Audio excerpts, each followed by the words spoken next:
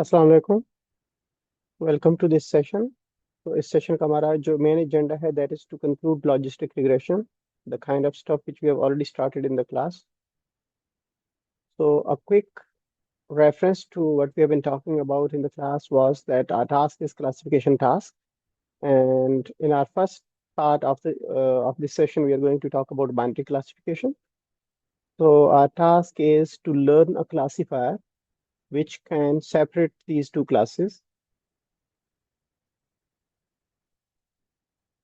And the kind of stuff which we studied in our previous class was that over here we use a nonlinear transformation function which yields probabilities, and we use those probabilities using a thresholding criteria to decide that which class is the most probable class for a given feature vector. So in the nutshell, logistic regression की जो pipeline है, this is how it looks like. So we pass the input feature vector, which is x. We initialize theta with some arbitrary values, or the common initialization could be a zero vector. So we compute z, which is theta dx. So z is essentially a linear combination of the features. And then in order to output the probability, we pass z through sigmoid function, which is our logistic function. And this function, the one which is given in purple, essentially yields the probability as h theta x. So if that probability is greater than or equal to 0.5, we classify it as a positive class, otherwise we classify it as a negative class. So this kind of phenomena in one go works pretty intuitively to decide class of a particular feature vector. The point which we yet have to figure out over here is that how the theta, which is actually our learning parameter, is learned. So we again bring in over here gradient descent, and gradient descent is used as a fundamental building block to learn theta iteratively.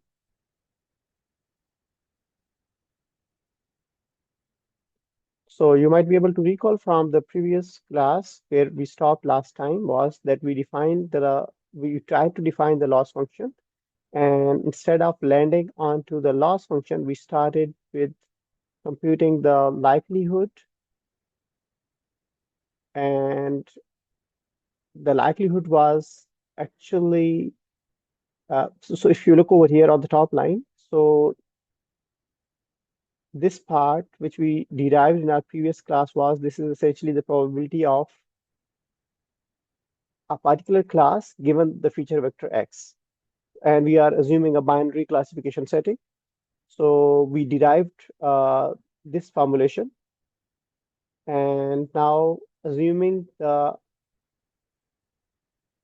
fundamental characteristic of different input examples or training examples, जिसको हमने कहा था कि assumption is IID, that those examples are identical and independent. So the overall likelihood is being computed across all examples as a product of individual likelihoods. So because we know from our fundamental knowledge of probability that if we multiply a lot of probabilities together, so our resultant might be uh, running into an underflow problem. So what we do is that we take log on both sides. So the left-hand side is now called log likelihood, and we take log of the right-hand side, and then this product gets transformed into summation. And if you plug in the fundamental principles of log, so which is essentially log of x raised to power y is y log x. So we land onto this last formulation, which we can see over here. So this is how our log likelihood looks like. So a small change in the notation is that for simple likelihood, we use this capital L, and for log likelihood, we use this small l. So this L essentially represents the log likelihood, and our task is to maximize likelihood, which essentially means which has the same or identical meanings of minimizing the cross entropy. So cross entropy will serve as the loss function in our setting. So this is the kind of stuff which we did in our previous class as well. So why we are defining this new loss function? Because we have to apply gradient descent, and we have to make sure that our loss function is convex. So the cross entropy function will look like uh, somewhat like this, a ball shaped function which has one global minimum point, which gradient descent can conveniently achieve over multiple iterations. Or equivalently, we try to visualize the log likelihood. So that is because we want to achieve the maximum point, the global maximum of log likelihood. So log likelihood will be looking somewhat like this, which is called, so it's just, this is the property of this function is that it's a concave function, and it has one global maximum. So in this case, if we use log likelihood directly instead of cross entropies, then our objective would be to maximize the log likelihood. We have to find theta where log likelihood is at the maximum point, or equivalently, we have to find theta where negative log likelihood, which is cross entropy, is minimum. So their interpretation is pretty much equivalent.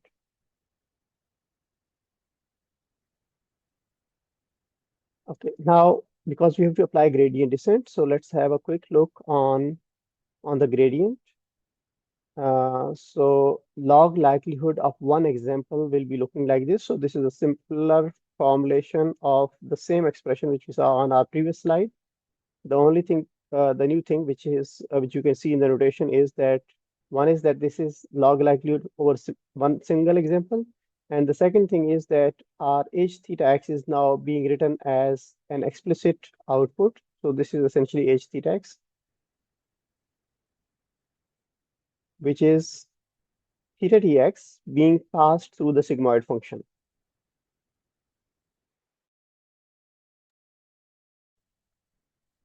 So as we go along,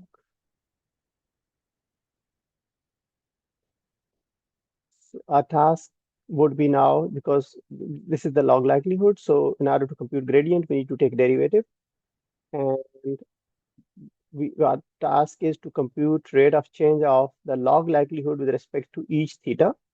So in this example, we are writing it in a generalized notation that we are computing rate of change of the log likelihood with respect to theta j, and we apply the basic principles of derivatives, and we land onto this formulation, which is our step one in taking the derivation.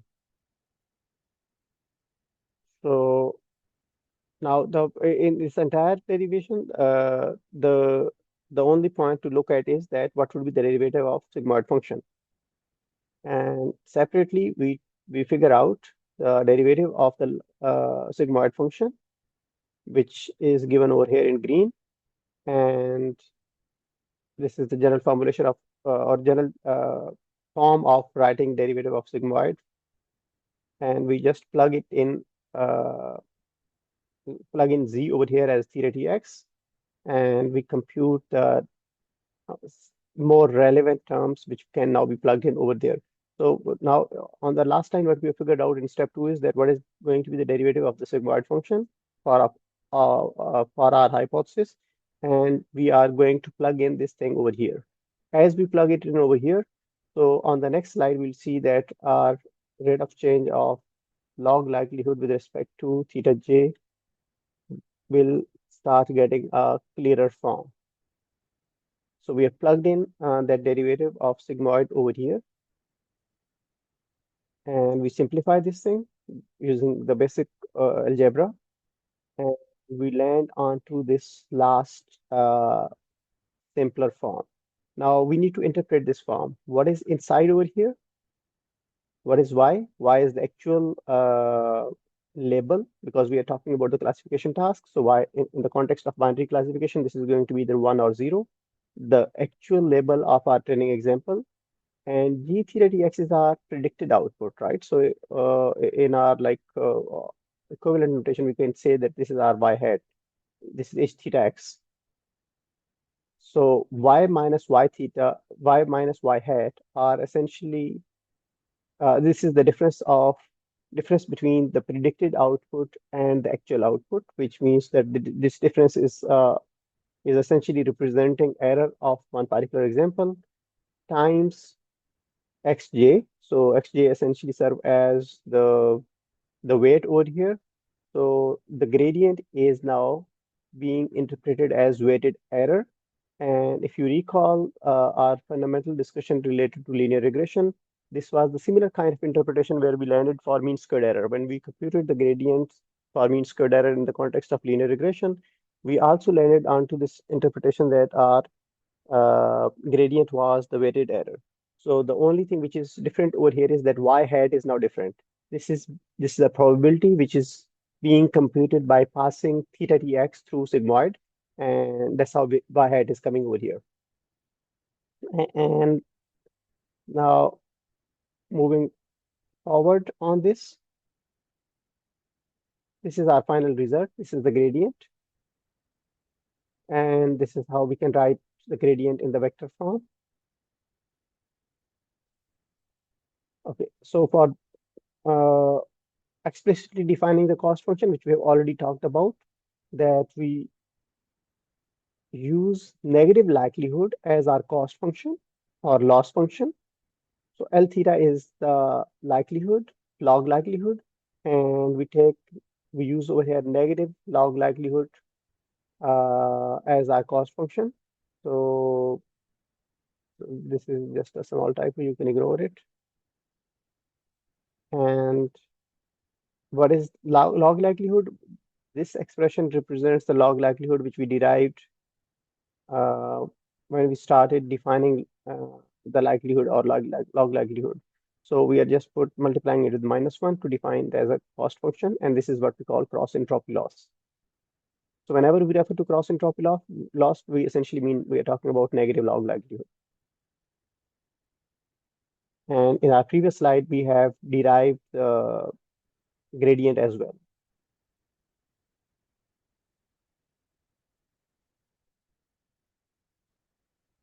Right? So in the general form, in the vector notation, the gradient looks like this. We have already talked about that this is same as linear regression. This is weighted error. And the only thing which is different is y hat, because this is being computed using the nonlinear transformation, which in our case is sigmoid. Okay, we apply the fundamental principle of gradient descent. We update theta by subtracting this term alpha times the gradient. So alpha is the learning rate, and rest of the structure of the gradient descent algorithm remains same. So in the first step of gradient descent, we compute z, we pass it through the sigmoid function, we compute the gradient, and we update theta. So these steps keep on repeating themselves in an iterative fashion until convergence is achieved. So convergence कैसे achieve होगी? There we the fundamental principles of defining convergence are same as those of linear regression. So there could be different ways. For example, we can define an upper limit on number of iterations, or we can define some tolerance limit that if between two consecutive iterations, if the learning is pretty much controlled, so we stop our iterations, or we stop the gradient descent algorithm.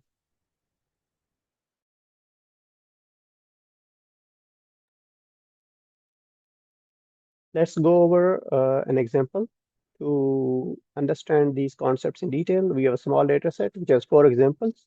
It has 2 features. Output is y, which rotates, which is either 0 or 1, which means we are into a classification problem. So we add the bias term, and we initialize theta as a 0 vector. Alpha is 0.1 over here. So I would strongly suggest that take out your notes and note down the data set, note down the initial theta, and note down alpha, because you will have to solve some ICPs in the coming slides using this data.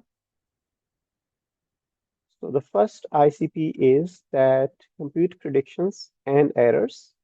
I would strongly urge you to take a pause over here, pause the video, and try to compute these predictions and errors on your own. So spending a little bit amount of time, quality time on doing these calculations independently would definitely help you to have a good grasp over the fundamental concepts of this algorithm. So if you pause the video, you might have landed onto the predictions. So our first prediction is going to be all these are going to be zero because theta is zero. So all multiplications will land to zero. Uh, and when we pass zero through a sigmoid function, we can recall from our fundamental understanding of the sigmoid function. This is how it was looking like that uh, somewhat like this. So the output of sigmoid function is 0 towards minus infinity, is 1 towards positive infinity, and it's roughly uh, when your input is 0 over here, so this gives us 0.5 probability. So for all predictions, you will be getting 0.5 as the output.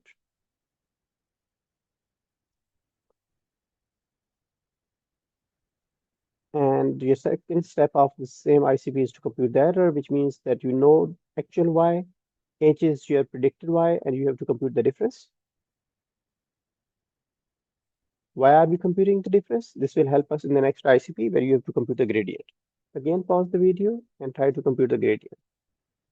So if you paused the video, you might have figured out that gradient का जो formula है, that is this one, which we derived in our previous slides. This is essentially the weighted error, and this is being normalized over total number of examples, being represented as m.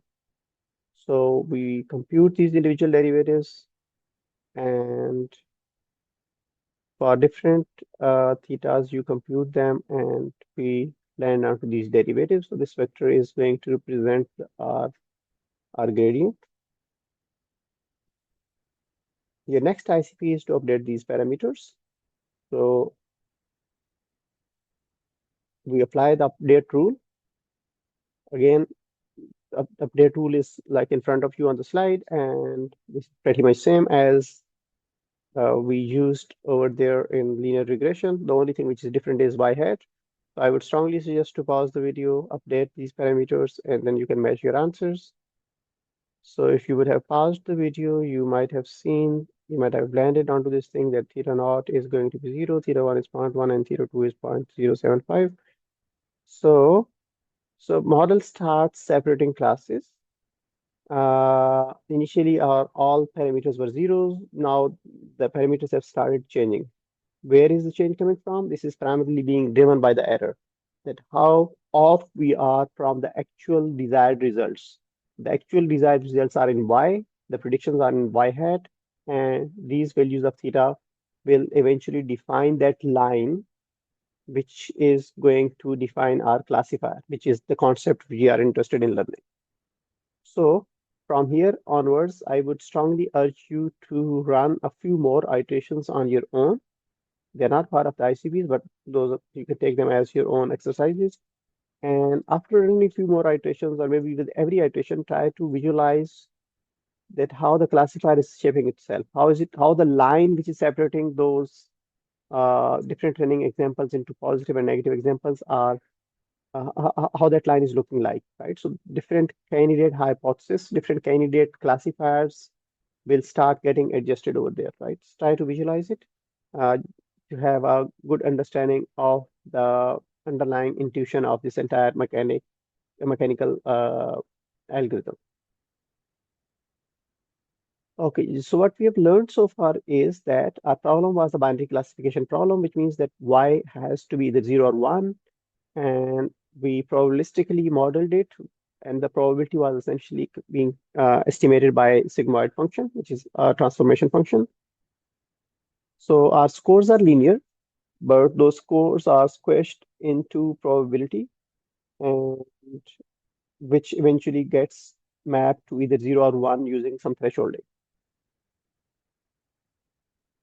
And if it's a uh, if we are talking about a two-dimensional kind of experimental setting, then this classifier is going to be a line. if we are talking about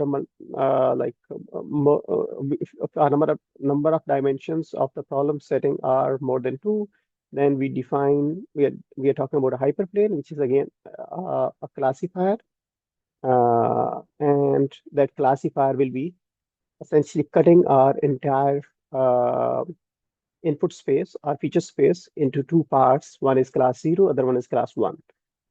और more specifically, ये जो hyperplane हम learn करेंगे या line learn करेंगे depending on the number of dimensions, that is going to serve as the decision boundary. But intuitively, you can understand this thing that if our entire task is a binary classification task, तो हमारी जो total data objects हैं, they have to be divided into two groups, class 0 या class 1 group, positive या negative examples. So we just need to have one decision boundary which can separate uh, those two types of objects.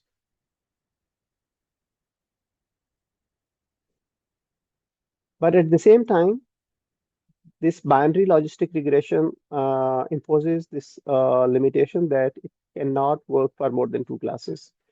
So from here onwards, we move to the task that assume that we have more than two classes. So for example, if our actual labels are either 1, 2, or 3, which means we are talking about some setting where we have a three-class problem. For example, if we have to classify some objects into three different types of colors, or into three different types of animals, or we might have to forecast risk of uh, some business situation into these three categories, like it's a low risk situation, medium risk situation, or high risk situation. So, or you can generalize this thing into more than three classes as well, because our fundamental principle from now onwards for more than three classes will also remain the same. So we just need to quickly recall that what was role of that one decision boundary. One decision boundary was just capable to separate the objects of two classes. Let me try to visualize that thing over here. So for example, think of it like this. So we have some objects of जिनको we are representing as crosses. We have some objects which are being represented by these small circles. So इनको separate करने के लिए what we need to learn is that we just need to have one boundary. Right? So somehow we need to have this kind of classifier. Just imagine now that the situation has changed and actually we didn't have two classes, we had three classes. So for example, हमारे पास कुछ और classes हैं उनके triangles भी हैं, right?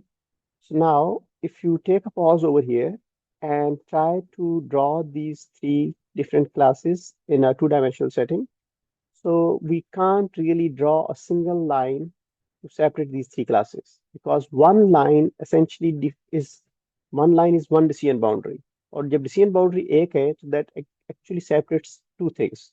तो हम इस तरह की कोई चीज कर सकते हैं कि ये एक decision boundary है. Sorry for the poor drawing. Let me try to draw it once more. So ये एक decision boundary है. So this is essentially separating the objects which are crosses from non-cross वाले objects. राइट सो इस जो decision boundary है इससे कुछ चीजें उससे ऊपर होंगी, कुछ इससे नीचे होंगी. बट इन आर सो एक डिसीजन बाउंड्री क्या मतलब होता है कि we are talking about theta T X. One decision boundary is that theta dx on the decision boundary is 0, right? So in order to do a similar kind of exercise for more than two classes, so we also need to have some kind of decision boundary uh, like this. So this is another decision boundary which separates circles from all other objects which are not circles.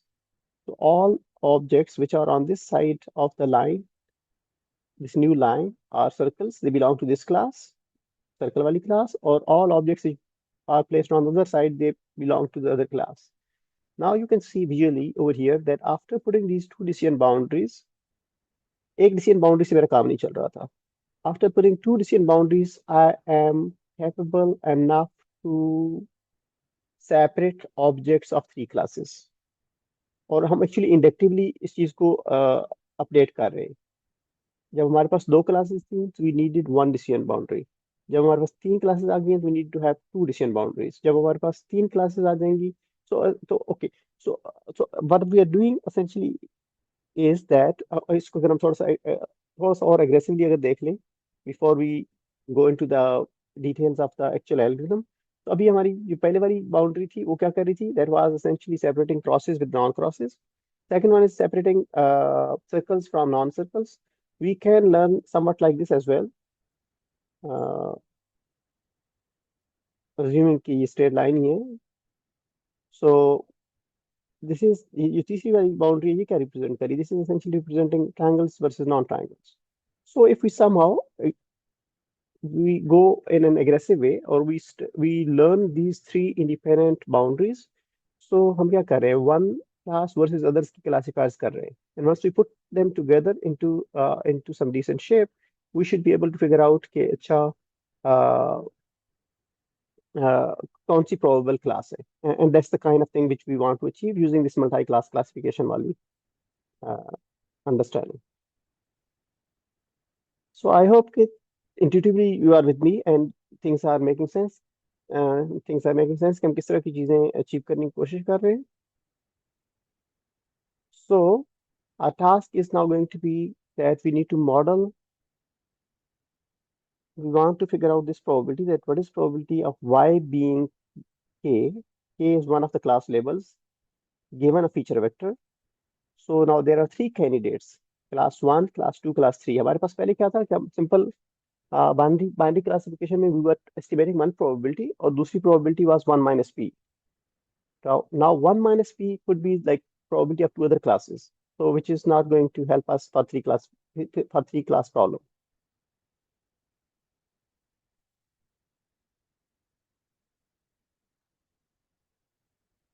Sigmoid gives us one probability between 0 and 1. So if we in the three class setting for one feature vector, the probabilities, three different conditional probabilities, while keeping one x as the input, those should add up to 1, right? This is the same principle extended from the binary classification वाली setting, जहाँ पे हमने कहा था कि probability of belonging to class 1 is p, और the other class की जो probability थी that was 1 minus p. But now यहाँ पे हमारे पास तीन class आ गई हैं, so there sum has to be 1, that is something which we have to maintain. So but if we apply sigmoid three times independently, that probabilities won't sum to 1. Each sigmoid will give us one independent probability कि उस class से belong करने की क्या probability है, और दूसरी से क्लास से बिलोंग करने की क्या प्रोबेबिलिटी है, और फिर तीसरी से बिलोंग करने की क्या प्रोबेबिलिटी है. Those probabilities won't sum to 1, because it won't be considering those three classes into one competition. It will essentially be taking care of this thing कि that class versus other की competition है, but दो उन classes का within the group कोई competition sigmoid से model नहीं हो रहा होगा. So what we do is that we call it coupled normalization. We extend this fundamental concept, and we instead of one parameter vector theta जो अभी तक हम यूज करते आ रहे हैं, we'll be learning three different parameter vectors: theta 1, theta 2, theta 3. So each theta vector will be giving us a different decision boundary that will be defining कि एक class से belong करने की probability versus others, एक दूसरी class से belong करने की probability versus others, and so on. So we'll be computing linear scores, theta t x वाला ही फॉर्मुलेशन यूज करेंगे, बट हर z के लिए एक उसका अपना corresponding थीटा यूज हो रहा होगा. सो z k का क्या मतलब होगा कि what is the raw score for class 1. अगर k 1 है तो फॉर क्लास 1, k 2 है तो फॉर क्लास 2, k 3 है for class 3. So we convert these scores into probabilities using this normalization mechanism. So probability of y having label k given x is EZK over sum of all EZs, and over here z is theta t, theta tx. उसकी जो subscript है वो उसको corresponding theta वहां पे use हो होगा. k is 1 if we are talking about class 1, तो उसका जो थीटा यहाँ पे होगा that will be theta one, और इसी तरह will be computing three different probabilities, but जो तीनों डिफरेंट थ्री प्रोबेबिलिटीज हैं, दे आर उनके जो सम है वो we are, because that sum is no more one, so we are using it in the denominator, and that will be normalizing all those three probabilities. So this function is called the softmax function, which is again another transformation function which helps us to compute three probabilities which will be summing to one.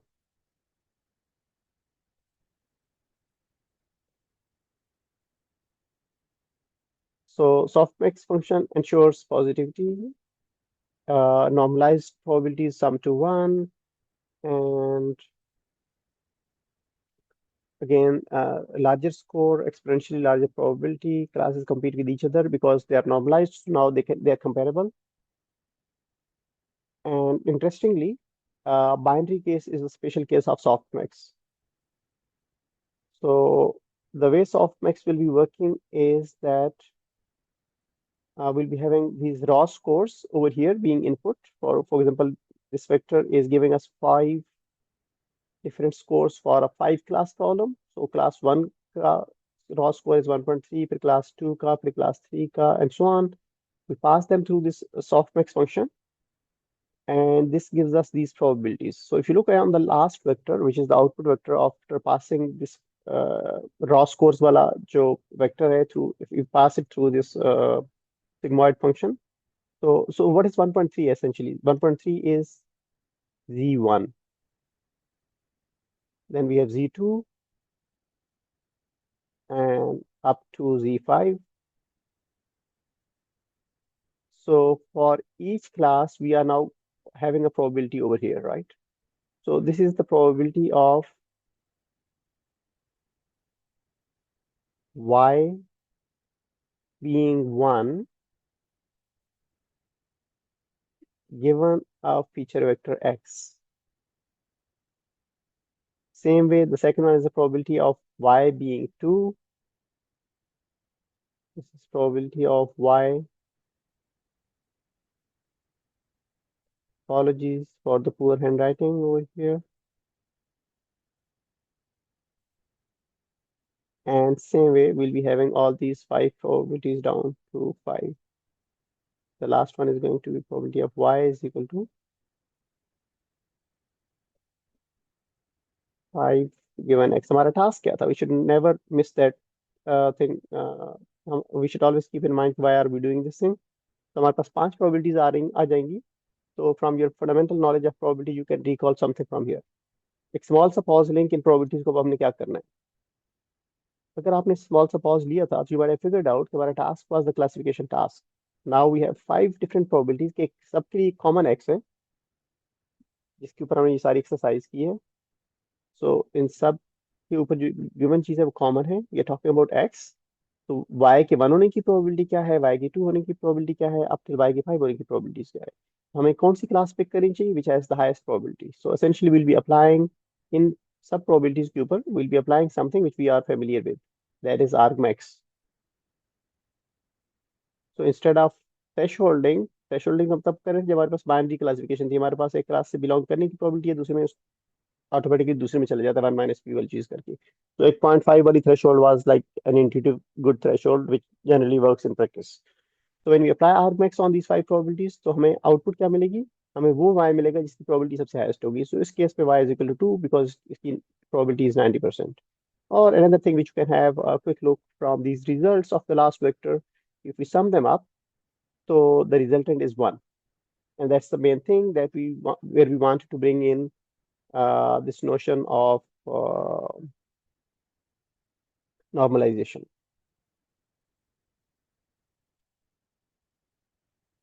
Okay, so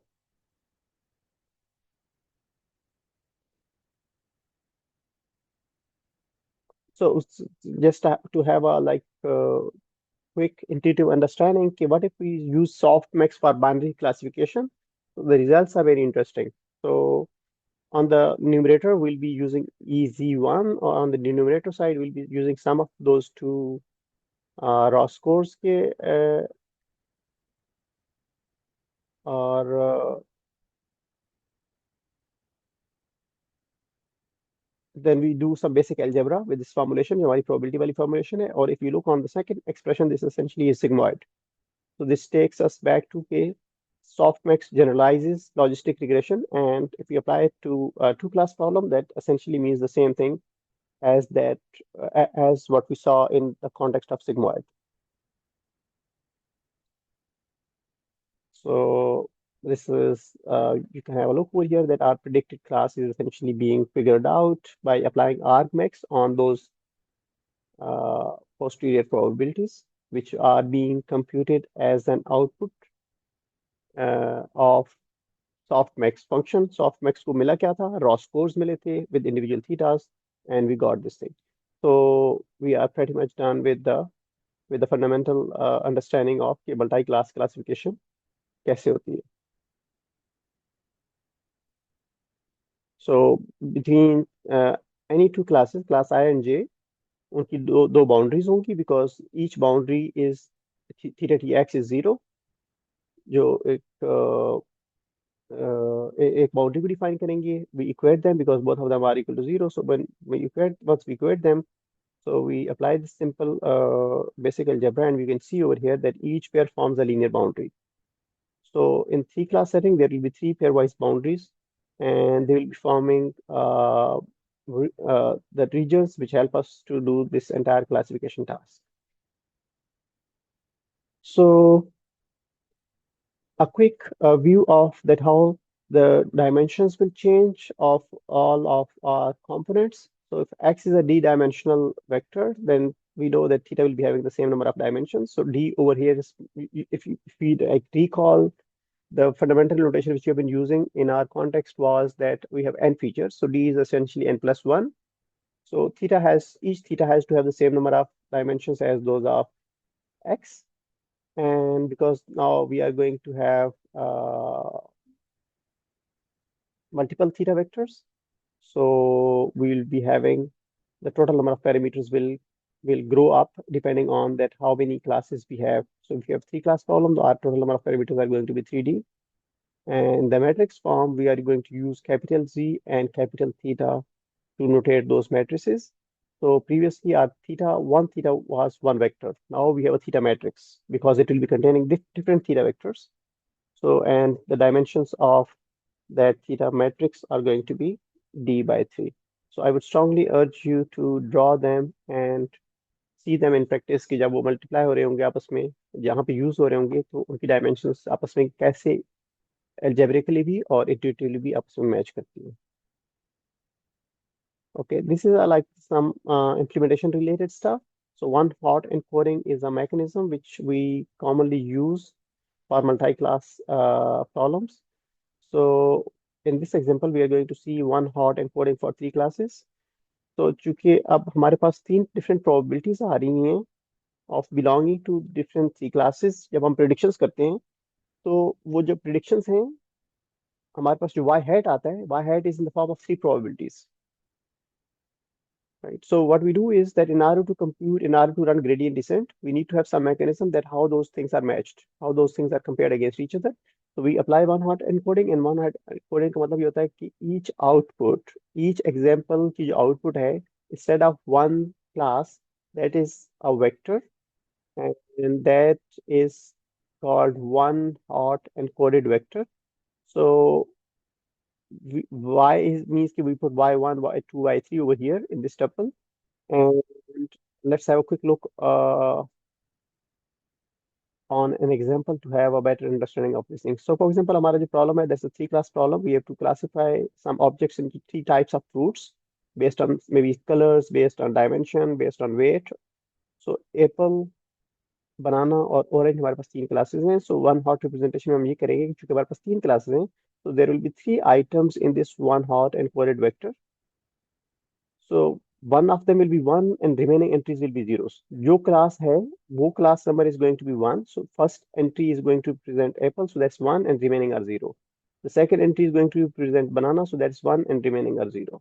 The third entry is going to present orange, that is 1 and remaining are 0. So only one component is 1, the true class, and all other components are 0. length of the vector is same as number of classes. So this is what, keep in mind that we are talking about the actual y. Right? हमारे पास जो actual training data है उसको हम encode कर रहे हैं in this one hot encoded fashion, which will be pretty helpful and handy for us as we implement it.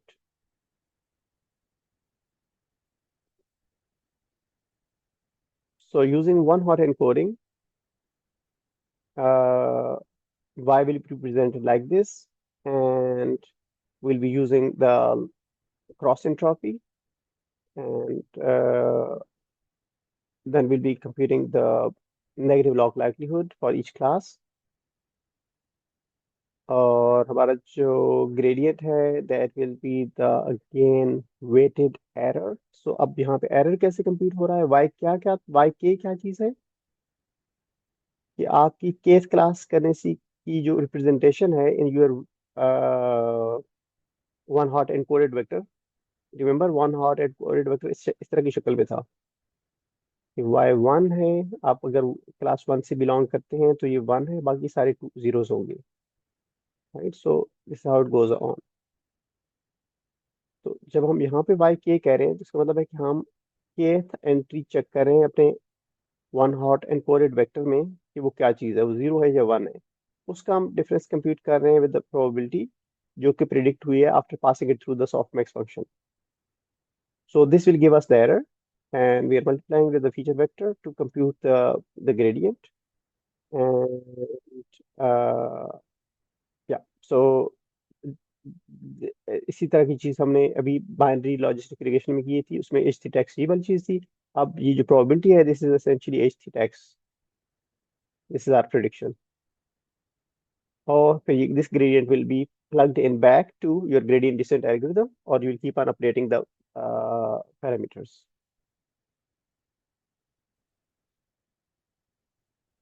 Okay, so again, ICP time.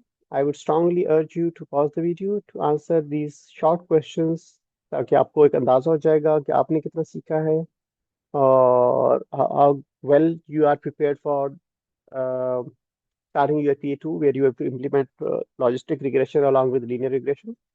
So which non-linear transformation function is used in logistic regression for binary classification tasks? We have just figured out. Actually, we figured out this thing in our previous class as well. So the answer is sigmoid. Which nonlinear transformation function is used in logistic regression for multi-class classification tasks? This is what we have figured out today. And if you pause the video, you might be able to figure it on your own. And the answer was softmax.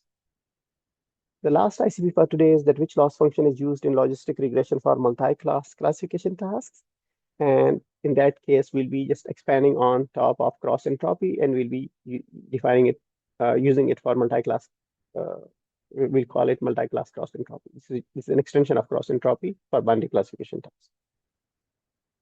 So for multi-class classification tasks, we moved from one weight vector to three weight vectors for three class classifications. अगर classes 5 होंगी तो हमारे पास 5 weight vectors होंगे.